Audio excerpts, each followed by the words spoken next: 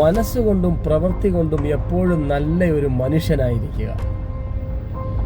അല്പം ബുദ്ധിമുട്ടുള്ള കാര്യം. നല്ലൊരു മനുഷ്യനായിരിക്കുക എന്ന് പറഞ്ഞാൽ നല്ലൊരു സ്വഭാവത്തിന് ഉടമയായിരിക്കുക എന്നുള്ളതാണ്.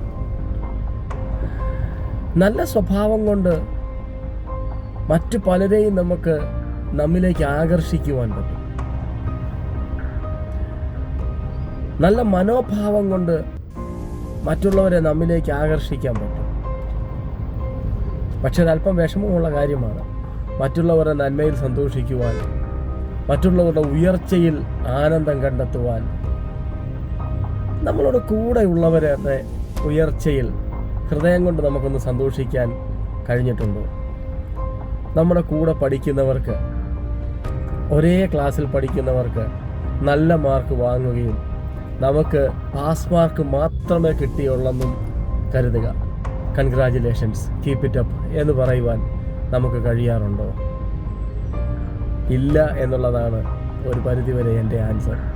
പക്ഷേ ഒരു നല്ല മനുഷ്യനാണെങ്കിൽ അതല്ല, അതിനപ്പുറവും ചെയ്യുവാൻ കഴിയും. ഹൃദയപൂർവ്വം